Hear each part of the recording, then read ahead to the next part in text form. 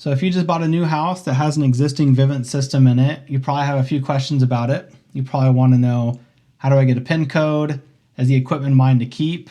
Maybe you accidentally set the alarm off and you want to know how to turn it off. Or lastly, maybe you just want to know what's included in the service, how much does it cost, and how do you activate it. So I'm going to cover all of that in this video and more. Feel free to use the timestamps down below to skip around. And if you feel like I missed something, just leave a comment down below and I'll answer it for you. So let's start with the equipment itself. If you bought the house and the equipment is still in here, then that means the equipment is yours to keep. So you can throw it away, sell it on eBay, do whatever you want with it. But I'm assuming if you're watching this video, you're probably curious about using it. So a really common question that I get is, can I still use Vivint without paying for the service? And technically you still can, but it's just going to be super limited. So you can still arm and disarm the alarm system, but if someone were to try and break in, it's not going to call out to the police department. It will still sound the alarm here locally, and it's pretty loud. So it's definitely enough to wake you up in the middle of the night. Just know that no one's going to be monitoring the alarm system. There's also going to be no access to the app on your phone, and that goes for the cameras as well. So the cameras will still technically turn on and record, but you're just not going to be able to view it from your phone or from your computer. So you can't download video, you're not going to get any alerts.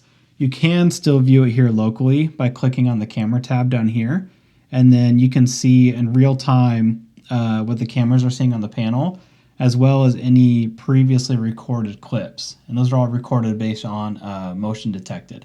So that will still work even without paying for it. So the other limitation that's worth mentioning is the PIN code. Unless the previous homeowners gave you the PIN code, then you're a bit out of luck. Because if you were to call Vivint and try and get the PIN code, they're not going to give it to you unless you're a paying customer. So that's going to even limit you on being able to arm and disarm the system, because even without paying for the service, you have to have that PIN code to arm and disarm it. Now, the good news is that to activate the system and get a PIN code is actually pretty easy with Vivint. You just do it all over the phone. So I'll include the number here on the screen for you. But you're just going to call this number. They're going to ask for your address, and then they'll set up an account under your name. And on that phone call, they'll create your account. They'll have you download the app and give you a username and password so you can log into the app. They'll give you a PIN code. And as far as pricing goes, it's definitely one of the better deals in terms of, like the most bang for your buck when it comes to having a system installed already, because you're not going to have to pay for any install fee. You don't have to pay for the equipment, which if you've done any research, Vivint equipment is pretty expensive. And the best part is that the service is month to month, so you can cancel it whenever you want, and there's no long-term contract when you have it installed already, which is nice. So the only thing that's required on your end to get the system up and running is just to pay for the first month. So their standard monitoring plan starts at $29 a month.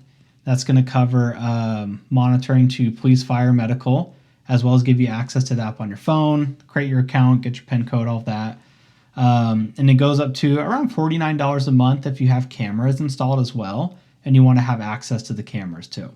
So I've had the service myself for about 3 years now. I've been pretty happy with it. I will include my referral link down in the description below if you want to visit their website and learn more. And while you're on that phone call with them, if you see other equipment that you want to add on, you can do that all over the phone as well. Now let's move on to if you accidentally set the alarm off, or for some reason it's beeping at you and you want it to stop. The best way to do that is to remove this panel and then pull out the backup battery. So the way to do that is you're just going to come up here and kind of push up and out like this. So you push up and out, and it's going to be loose like this. And then there's this tab right here. So you're going to pull down on this tab and then pull out the backup battery. And that's going to completely turn it off. So that way, if you accidentally set it off and it's beeping at you, or maybe like a sensor's low and it's beeping at you, this is going to get to stop 100%. So hopefully I've answered all your questions about having an existing Vivint system inside of your house.